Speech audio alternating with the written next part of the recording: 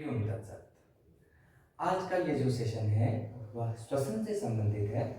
आज हम जानेंगे कि किस प्रकार के श्वसन से हमारे पूरे शरीर में ऑक्सीजन की जो आपूर्ति है वो बड़ी ही आसानी से, सरलता से हो सकती है और कोई भी आदमी, किसी भी उम्र का व्यक्ति इसे बड़े आराम से, सहजता से कर सकता है। हम श्वसन शुरू करने से पहले कुछ आसनों के बारे में भी बात करेंगे।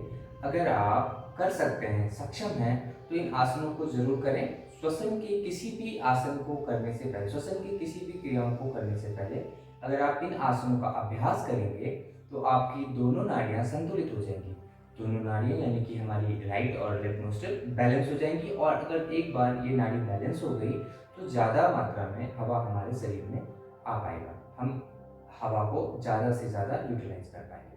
प्राणवायु जो ऑक्सीजन है उसका हमारे लंग्स में अधिकता और उसका समावेशन हमारे रक्त में काफ़ी प्रचुरता के साथ संभव हो पाएगा। तो इस क्रम में जो पहले कुछ आसन है हम उसके बारे में हम आपको बताना चाहेंगे। इस क्रम में जो पहला आसन है वो है सेतु बंधासन। आप सेतु बंधासन करें और मैं इसको डेमोन्स्ट्रेट करूँगा। सेतु देखेंगे हम सेतु बंधासन किस प्रकार से काम करती है। सबसे पहले धीरे से आप इस प्रकार से बैठ जाइए। प्रारंभिक स्थिति है, पाँव तक आराम से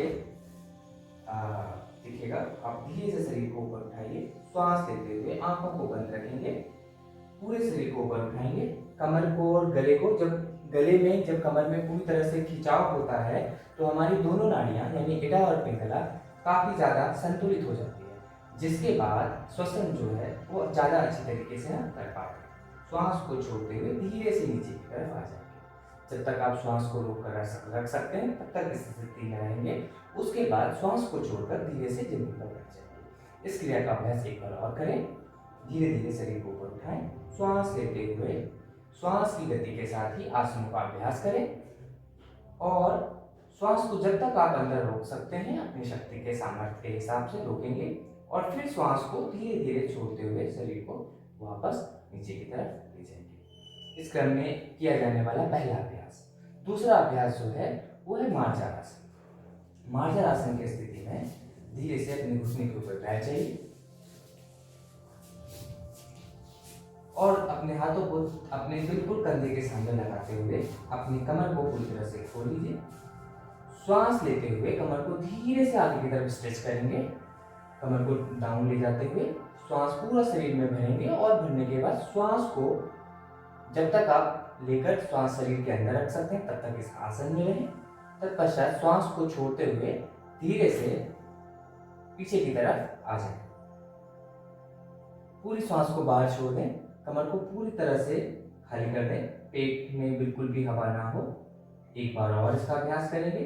श्वास को लेते हुए धीरे से शरीर को बाहर की तरफ निकालेंगे और श्वास को छोड़ते हुए शरीर को धीरे धीरे पीछे की तरफ खींचेंगे। इस आसन को करते समय कुछ सामान्य गलतियां जो हम करते हैं वो ये कि हमारा जो पैर है ये पूरी तरह से खुला होना चाहिए। इसका हमें ध्यान रखना है।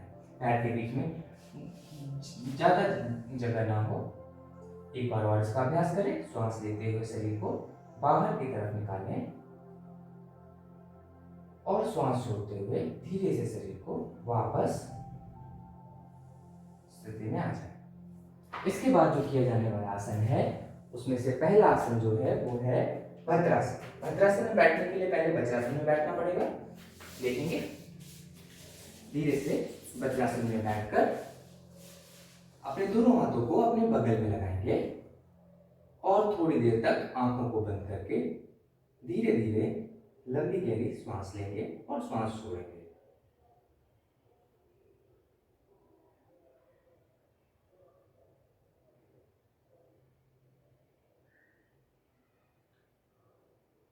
दो से तीन बार इस क्रिया का अभ्यास करें। अगर आपको साइनस की समस्या है तो इसका अभ्यास आप 5 से 10 बार भी कर सकते हैं।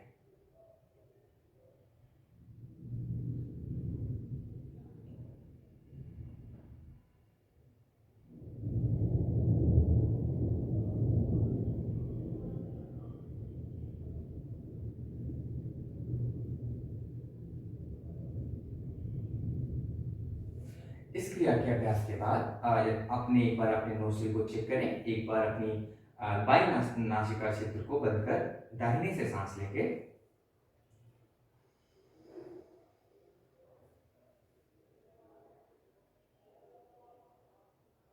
और सांस को दाहिने से ही छोड़ें, बिल्कुल धीरे धीरे।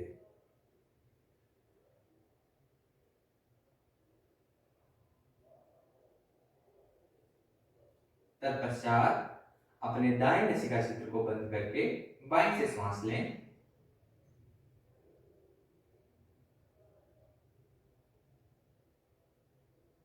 और बाएं से ही श्वास को बाहर छोड़ें।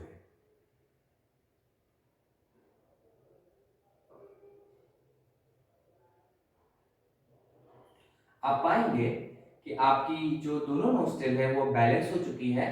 अगर नहीं बैलेंस हुई है तो इसके आपको अगर आप 2-3 बार इसका अभ्यास करते हैं तो पूरी तरह से व्यवस्थित हो जाएगी, बैलेंस हो जाएगी। नोस्ट्रिल के बैलेंस होने से 2-3 फायदे होते हैं।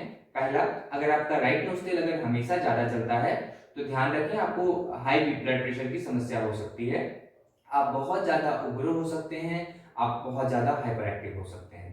अगर आपकी लेफ्ट नोस्ट्रिल ज्यादा तेज चलती है हमेशा तो आपको लो बीपी की समस्या हो सकती है। दूसरी चीज और जो उसके बाद दूसरी समस्या इसके साथ उत्पन्न होती है वो काफी सारी मानसिक समस्याएं भी लेफ्ट नोस्ट्रिल के ज्यादा तेज चलने की वजह से कभी कभी हो जाती है हमारे शरीर में। इसके बाद अगर जब आपकी दोनों नोस्ट्रिल जब बैलेंस हो गई है तो इसके बाद हम श्वसन की क्रिया को शुरू करते हैं। ध्यान रखें यह जो श्वसन की क्रिया है ये बहुत ही ज्यादा इफेक्टिव है। अगर आपके पास ऑक्सीमीटर हो और आप चेक करेंगे तो आप देखेंगे कि बहुत जल्दी आपका जो ऑक्सीजन लेवल है बॉडी का वो बढ़ जाता है, इंक्रीज हो जाता है। तो श्वसन करने की जो सबसे पहली विधि है वो ये है कि श्वसन हमेशा धीरे धीरे करें। जितना धीरे धीरे आप श्वसन करेंगे आपके लंग्स को उतना ज्यादा समय मिलेगा ऑक्सीजन को ब्लड में मिलाने का, घुलाने का। दूसरी चीज, आपके पल्स भी थोड़े धीरे चलेंगे जिससे कि आपको अगर हार्ट की समस्या है, हृदय से संबंधित किसी प्रकार की समस्या से आप जूझ रहे हैं तो उसमें आपको काफी ज्यादा लाभ मिलेगा। क्यों ऐसा क्यों, इसके पीछे का जो कारण है वो यह है, जब हम श्वास लेते हैं तो हमारे हृदय को रेस्ट मिलता है, थोड़ा आराम मिलता है, और जब हम श्वास छोड़ते हैं तो वो फिर से धड़कना शुरू कर देता है। तो हम जितना ज्यादा उसको रेस्ट देंगे वो उतने अच्छे से काम कर सकेगा। तो श्वसन की जो पहली विधि है वो है स्लो ब्रीदिंग, जिसको कि हम प्राणिक श्वसन भी कहते हैं। इसमें हम 1 से 7 तक की गिनती में 7 सेकंड के अंतराल में हम श्वास लेते हैं और 7 सेकंड तक श्वास को रोकते हैं, तत्पश्चात 7 सेकंड में श्वास को बाहर छोड़ते हैं। बाहर छोड़ने के बाद फिर से 7 सेकंड का हम विराम देते हैं, श्वास को 7 सेकंड तक बाहर छोड़कर रखते हैं। तो हम देखेंगे श्वसन की इस विधि को। So start, inhale 1 2 3 4 5 6 7, hold 1 2 3 4 5 6 7, exhale 1 2 3 4 5 6 7, hold 1 2 3 4 5 6 7, inhale and exhale, complete inhalation and complete exhalation। पूरी श्वास लें और पूरा श्वास छोड़ें। एक बार और लंबी गहरी श्वास लें और श्वास को बाहर छोड़ें। ध्यान रखें जब भी आप श्वसन करें अपने लंग्स को जितना ज्यादा एक्सपेंड करके श्वास ले सकते हैं लें, और पूरी श्वास को छोड़ें। जितना ज्यादा अपने लंग्स को आप खाली कर सकते हैं, अपने शरीर से हवा को बाहर निकाल सकते हैं, उतना ज्यादा जोर लगाकर श्वास को बाहर छोड़ें, लेकिन धीरे धीरे करें। श्वसन करते समय कभी भी श्वास की आवाज न सुनाई दे। श्वसन इस प्रकार से करें। एक बार फिर से देखेंगे इसका अभ्यास। Start, inhale 1 2 3 4 5 6 7, hold 1 2 3 4 5 6 7, exhale 1 2 3 4 5 6 7 hold 1 2 3 4 5 6 7 complete inhale and exhale completely धीरे धीरे धीरे धीरे। एक बार और श्वास लें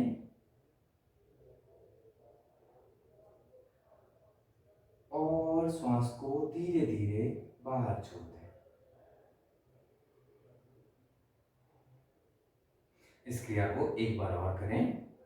inhale 1 2 3 4 5 6 7 hold 1 2 3 4 5 6 7 exhale 1 2 3 4 5 6 7 hold 1 2 3 4 5 6 7 complete inhalation and complete exhalation।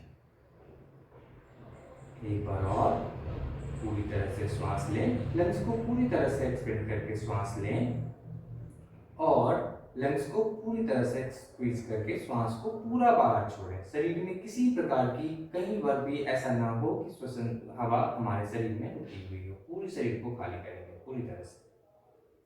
एक बार और श्वास लें पूरी तरह से और श्वास छोड़ें।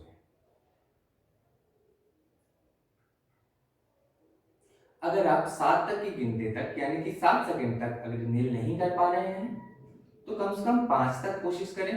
5 तक नहीं कर पा रहे हैं तो कम से कम 4 तक कोशिश करें। अगर आप प्राणिक क्रियाओं का लगातार अभ्यास करते हैं तो आराम से आप 20-25 सेकंड तक श्वास ले सकते हैं, श्वास छोड़ सकते हैं। दूसरी चीज, इसी क्रम में आगे बढ़ते हुए एक चीज का हमेशा ध्यान रखना है कि जब भी आप इस क्रिया का अभ्यास कर रहे हो तो आपकी कमर बिल्कुल सीधी हो, कमर में किसी प्रकार का कोई तनाव ना हो, आपकी कमर और आपका सर बिल्कुल एक सीध में हो।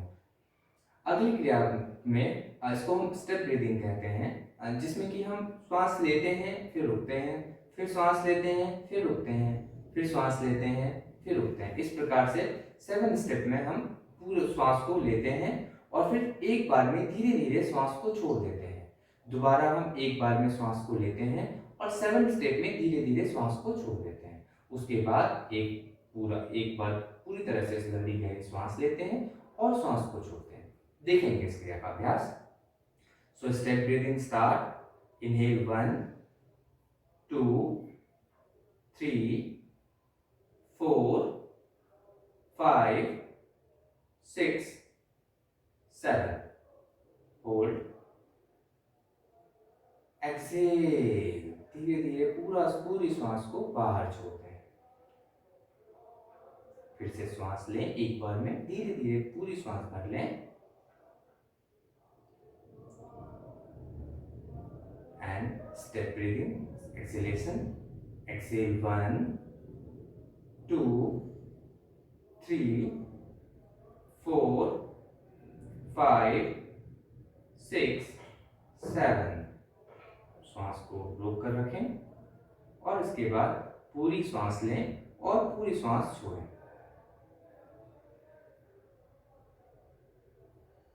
लंबी गहरी श्वास लें और श्वास को छोड़ें। एक बार और लंबी गहरी श्वास लें, पूरी लंग्स को यूज करें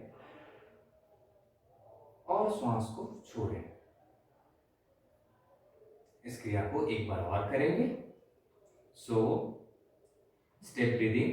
इनहेल 1 2 3 4 5 6 7 एक्सेल। Complete exhale. धीरे धीरे पूरी श्वास बाहर छोड़ दें। फिर से श्वास लें, धीरे धीरे श्वास लें। 8 से 10 सेकंड का समय लें अगर आपके लंग्स में कैपेसिटी है तो, नहीं तो जितना समय ले सकते हैं उतना समय लें। श्वास लेने में थोड़ा सा रुकें और फिर स्टेप ब्रीदिंग, एक्सेलेशन, एक्सेल 1 2 3 4 5 6 7। लंबी गहरी सांस लें और सांस छोड़ें। धीरे धीरे सांस लें, धीरे धीरे सांस छोड़ें। ध्यान रखें कि श्वास की आवाज ना आए। श्वसन इतना धीरे धीरे करें कि श्वसन की आवाज ना आए। एक बार और लंबी गहरी सांस लें और श्वास को छोड़ें। इम्यूनिटी को बढ़ाने के लिए इसी क्रिया को आगे बढ़ाते हुए एक और प्रकार की श्वसन है, उसका ध्यान रखें। अपने पेट के ऊपर दोनों हाथ को रखें और उदर श्वसन करें। आप अपने पूरे आमाशय को, पेट को जितना ज्यादा उसमें उभार लाने के लिए श्वास को अंदर लें। आप महसूस करेंगे कि आपका पेट पूरी तरह से बाहर की तरफ उभर रहा है। श्वास लें, इनहेल 1 2 3 4 5 6 7। Hold, exhale 1 2 3 4 5 6 7। लंबी गहरी सांस लें और सांस छोड़ें। पूरी तरह से उदर श्वसन करें।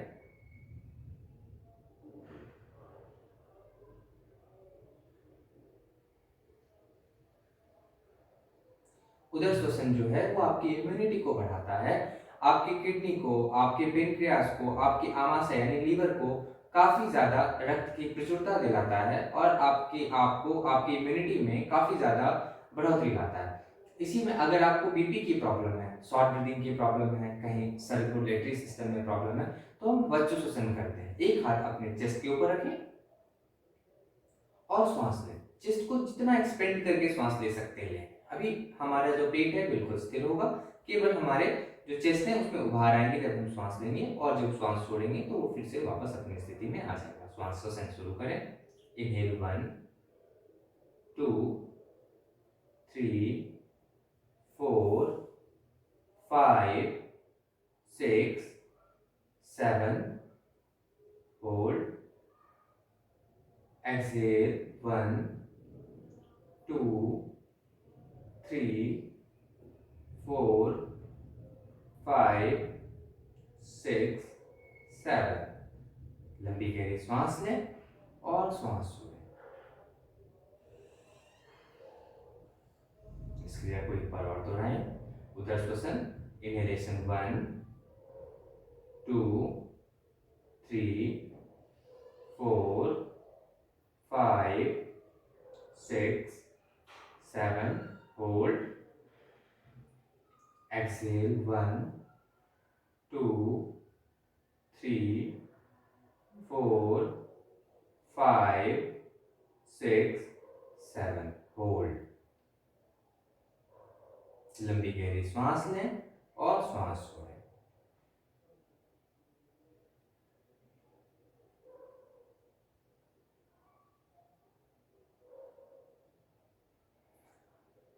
एक बार और लंबी गहरी सांस लें, सांस छोड़ें। श्वसन के संतुलित होने तक सांस लेते रहें, सांस छोड़ते रहें। 3 से 4 श्वसन के बाद, 3 से 4 श्वास के बाद आप महसूस करेंगे कि आपकी जो श्वसन है वो बिल्कुल संतुलित हो चुकी है। आज के सेशन में बस इतना ही। फिर मिलेंगे नई वीडियो के साथ। श्वसन से संबंधित अगले वीडियो को देखने के लिए हमारे चैनल को जरूर सब्सक्राइब करें और हम लगातार कुछ न कुछ अच्छी वीडियोस आपके लिए लाते रहते हैं, जिससे कि काफी ज्यादा फायदा होगा। जिन घरों में अभी कोविड की समस्या है, लोग कोविड से जूझ रहे हैं, ऑक्सीजन सिलेंडर की अधिकता नहीं होने के कारण, ज्यादा अच्छी मात्रा में उपलब्ध नहीं होने के कारण बहुत सारे लोगों का जो ऑक्सीजन लेवल है वो गिर जाता है। लेकिन अगर आप इस प्रकार के श्वसन की क्रिया को करते हैं, बैठकर, लेटकर, जिस प्रकार से आप करते हैं तो ध्यान रहेगा एक चीज हमेशा, जो आपका ऑक्सीजन लेवल है वो लगभग 97-98% तक बना रहेगा। तो इस वीडियो को ज़्यादा से ज़्यादा शेयर करें ताकि ज़्यादा से ज़्यादा लोगों तक यह वीडियो पहुंचे और ज़्यादा से ज़्यादा लोग इसका लाभ उठा सकें। हरि ओम।